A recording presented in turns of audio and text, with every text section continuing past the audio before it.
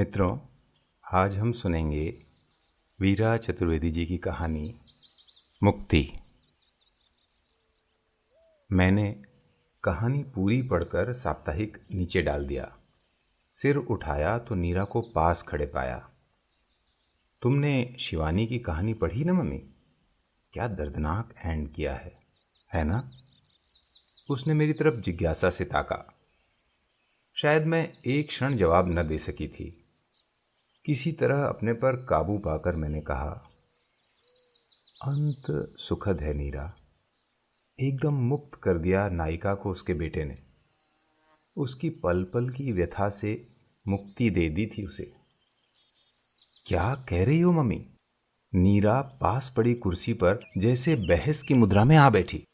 जिंदगी भर जिस बेटे को पाने के लिए, उसे देखने के लिए तरसती रहती है बेचारी नायिका, और वही जब उसके सामने आता है तो उसे पहचानता तक नहीं। और नायिका उसके सामने अपनी असलियत खोल भी नहीं सकती, क्योंकि उसका बेटा नॉर्मल पुरुष न होकर प्रकृति के कोप का शिकार है। एक चनखा। वह उसे ढोलक बजाकर नाचता देखती है और बेचारी कुछ भी नहीं कर पाती। वहां उसका बेटा नहीं, एक अजनबी है। कितनी बड़ी त्रासदी है मम्मी। खूब लिखा है शिवानी ने। मैं तो विचलित हो गई कहानी पढ़कर, और तुम कहती हो कि अंत सुखद है। नीरा ने अजीब निगाह से मुझे देखा। कभी कभी कैसी बहकी बहकी बातें करती हैं मम्मी, यही सोचा होगा उसने। पर मैं उसे कैसे समझाती कि सत्य कहानी से अधिक कटु, अधिक यंत्रणा देने वाला होता है। आज मैं जिस बात का जिक्र करने जा रही हूँ वो कहानी नहीं है, और इसलिए इस कहानी की नायिका की तरह मैं मुक्त नहीं हूँ, क्योंकि मेरे न चाहते हुए भी मेरे बेटे ने मुझे पहचान लिया था। उसकी इस पहचान ने मुझे एक अपराध बोध से भर दिया था, जिससे मैं आज भी मुक्त नहीं हो पाई हूँ। नहीं, शुरू से ऐसा नहीं था मेरा बेटा। मेरे दूसरे नंबर का बच्चा राहुल, सुनहरे सुनहरे बालों वाला, बहुत ही एक्टिव था वो। चलना सीखा तो दिन भर में 5-10 मील चल लेना उसके लिए सहज था। एक पल चैन से न बैठता था। और जब बोलना सीखा तो न जाने कौन कौन सी अनजानी भाषाओं में कुछ न कुछ बोलता ही रहता। हाँ, बीमार बहुत रहा करीब 3 साल की उम्र में। दवाएं भी बहुत खाई। बाद में डॉक्टरों का ही कहना था कि बहुत सारी गर्म दवाओं ने उसके दिमाग पर गलत असर किया। खैर, वो बात बात की रही। उसके बाद एक और बेटा हुआ मेरे। सभी कहते, भाई तुम्हारी गृहस्थी आदर्श है। 2 बेटे 1 बेटी। धीरज भी शांत सुसंस्कृत थे, और बच्चे स्वस्थ वातावरण में बड़े हुए। हाँ, राहुल जरा मूडी था, थोड़ा कम घुलने मिलने वाला, मुझसे बहुत अटैच्ड था। तो इसमें कोई अजीब बात नहीं थी। उसके मोती जैसे अक्षर देखकर मैं बहुत खुश हो जाती। जिसके अक्षर साफ स्वच्छ होते हैं, उसका व्यक्तित्व भी वैसा ही होता है। मैं कहीं पढ़ी हुई यह बात अपने मन में बार बार दोहराती और खुश हो जाती। फिर आई वो छुट्टियाँ जिन्हें मैं कभी भूल नहीं पाऊंगी। मैं अपने भाई के पास गई थी धौलपुर। शायद मायके वालों में बहुत रम गई थी, याद नहीं आता। बच्चों के लिए नानी थी ही, फिर क्या चिंता करती। लेकिन एक दिन चौंक पड़ी। मीरा ने आकर धीरे से कान में कहा, मम्मी, राहुल ने तुलसी के गमले में सूसू कर दिए। क्यों? क्या हुआ? भाई भाभी दोनों ने पूछा था, शायद एक साथ। मेरा चेहरा फक पड़ गया था। मैं उठकर बाहर आई तो राहुल आराम से खिलौनों के पास बैठा था। अभी जो मैंने सुना था उसका कोई अपराध बोध नहीं था उसके चेहरे पर। जिस तुलसी के सामने नानी को रोज दीपक जलाते हुए देखता था और स्वयं भी रोज दीपक जलाते समय सिर झुकाना सीख गया था, उसे गंदा करना उसे असामान्य क्यों नहीं लगा? ये कुछ अजीब बात थी और कहीं गहरे तक मुझे चीर गई। मैंने उसे उठाया और गुस्से से पूछा, तुमने तुलसी के गमले में सूसू की है? वो मेरा हाथ पकड़कर झूल गया। तुम हमारे साथ खेलो मम्मी, या घर चलो, हमें यहाँ अच्छा नहीं लगता। ये कैसा उत्तर था मेरे प्रश्न का? क्या मैं उसकी ओर पूरा ध्यान नहीं दे पा रही थी और वो उपेक्षित महसूस कर रहा था?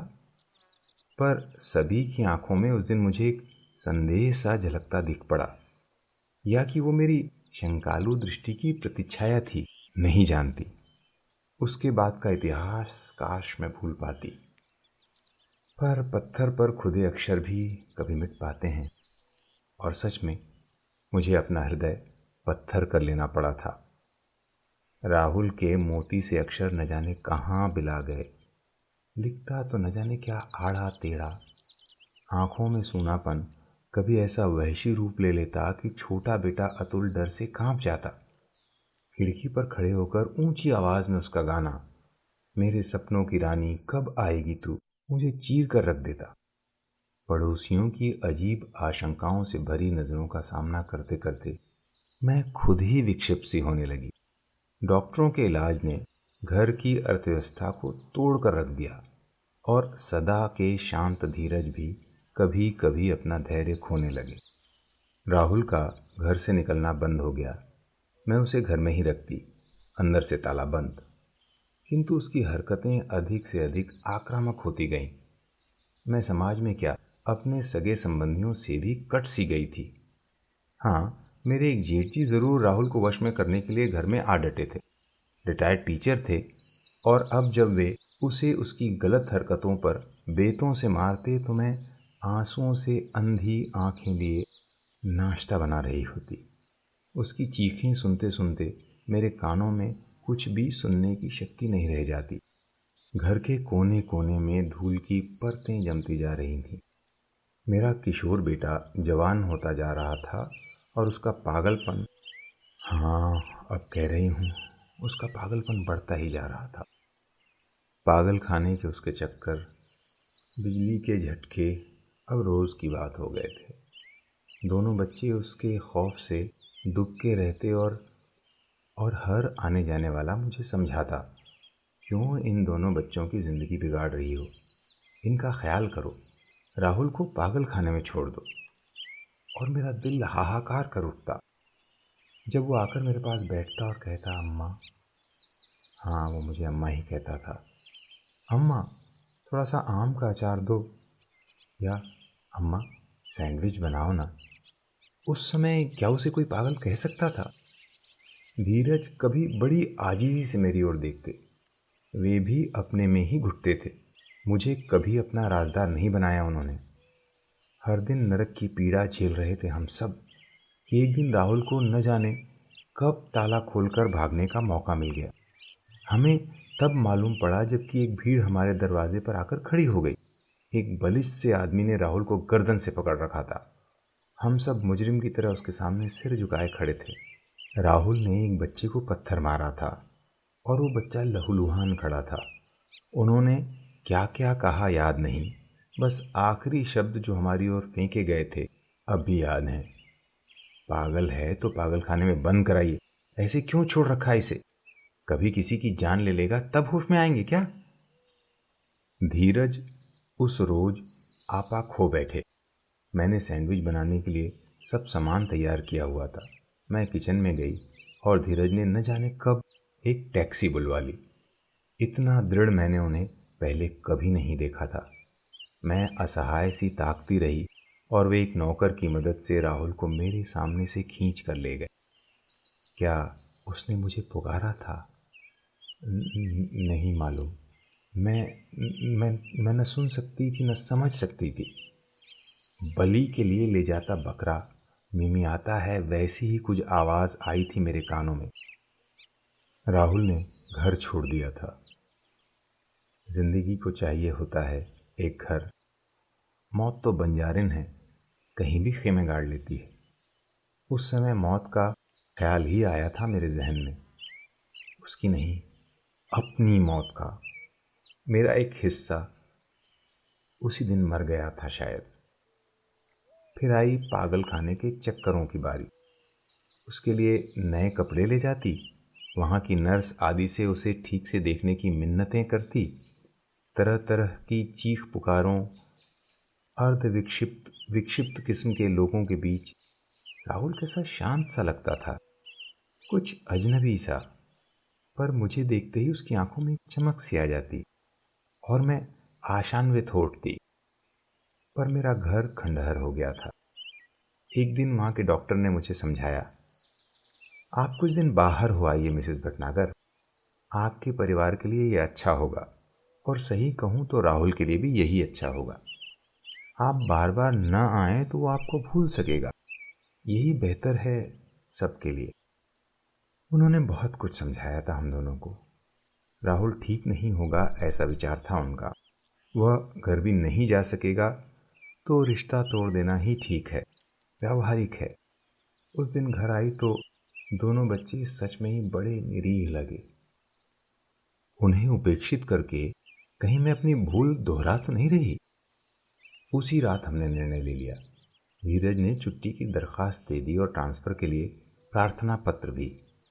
राहुल के लिए नए कपड़े बनवाकर वहीं दे आई। डॉक्टरों नर्सों से बार बार अनुनय की कि उसकी देखभाल ठीक से करें। जब मैंने उसे दूर से देखा, वो चुपचाप कहीं दूर देख रहा था। शायद इन आंखों में अपने लिए पहचान आखिरी बार देख रही थी। आप शायद मुझे निष्ठुर कहेंगे, पर 2 साल तक मैंने एक नई जिंदगी जीने की कोशिश की। देहरादून के प्राकृतिक सौंदर्य में डूबने की कोशिश भी की। दोनों बच्चे स्वस्थ और फिर से प्रकृतिस्थ हो गए। कितने बच्चे हैं आपके मिसेस भटनागर? मैं चीख उठती। जवाब शायद ही कभी ठीक से दिया हो मैंने, पर धीरज समझाते, तुम अब राहुल को भूल ही जाओ, देखना वो तुम्हें पहचानेगा भी नहीं। डॉक्टर यही कहता था और ठीक भी यही है। मुझे समझाते हुए क्या वो स्वयं भूल पाए थे उसे? काश उन्होंने अपनी व्यथा का भागीदार बनाया होता मुझे, तो बोझ कुछ हल्का हो गया होता। पर कुछ लोग अकेले ही सफ़र तय करना चाहते हैं, निपट अकेले। तो फिर एक बार वापस आगरा जाने का ऑर्डर लाए धीरज। सामान बांधती बांधती मैं सबसे दूर पहले ही उस शहर में पहुंच चुकी थी। डॉक्टर के हर पत्र में उसकी कुशलता, अगर उसे कुशलता कहूँ तो, मिलती रहती थी। पर अब मैं उसे देखने को व्याकुल हो उठी। एक अजीब भय ने मुझे जकड़ लिया था। वो मुझे भूल गया हो, बिल्कुल भूल गया होगा। मानसिक चिकित्सालय में पैर रखते ही डॉक्टर ने हम लोगों को देख लिया। उठकर आए और कुछ दबे स्वर में बताया कि राहुल स्वस्थ नहीं है। हम दोनों उसकी कोठरी की ओर चले। वो वहाँ बैठा था, नाम मात्र के कपड़े पहने, मनुष्य की छाया सा। नर्स ने बताया, वही राहुल है। किसी भी माँ के लिए बड़ा सुखद क्षण होता है जब उसके बेटे के चेहरे पर यौवन के चिन्ह दिखाई देते हैं। हल्की सी मूंछ की रेखा कितनी भली लगती है। और यहाँ मेरा बेटा चुपचाप यौवन की दहलीज पर पैर रख चुका था। उसकी माँ उसे देखकर विभोर नहीं हुई थी। वो इतना कमज़ोर, इतना निरीह लग रहा था कि मैं कांप उठी। कहाँ गए वो सब कपड़े जो हमने उसके लिए बनाए थे? नर्स ने कहा, वो कुछ पहनना ही नहीं चाहता। हाँ, उसे पीलिया हो गया था, भयानक पीलिया। कांपते पैरों से मैं उसकी खाट के पास पहुंची। अब वो आंख खोलेगा और अजनबी निगाहों से मुझे देखकर शायद मुंह फेर लेगा। पर नहीं, मैं गलती पर थी। मैंने कहा ना, ये कहानी नहीं है। राहुल ने अपनी आंखें खोली, अपनी नज़र को क्षण भर स्थिर किया और बहुत क्षीण स्वर में बोला, अम्मा, मुझे घर ले चलो। उसने मुझे माफ़ नहीं किया था, उसने मुझे मुक्त नहीं किया था। मैं अपराधिन थी उसके सामने। जब मैं उसे बुलाने की कोशिश कर रही थी, पूरे 2 वर्ष उसने मुझे अपनी याद में संजो कर रखा था। इसके अलावा और उसे कुछ याद नहीं था। उस दिन से उसकी यंत्रणा के अंत तक मैंने पूरी कोशिश की प्रायश्चित करने की। उसने सैंडविच की फरमाइश भी की, पर खा कहाँ पाया। बार बार घर जाने की उसकी रट को मैं पूरा न कर सकी। बहुत बीमार था और सच पूछो तो निर्वासित। उसका वनवास समाप्त नहीं हुआ था। उसका अंत तो उसकी मृत्यु के साथ ही हुआ। वो मुक्त हो गया।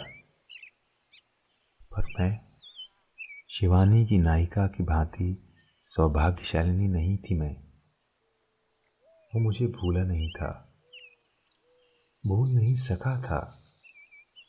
ये क्या मैं मरते दम तक भुला सकूंगी?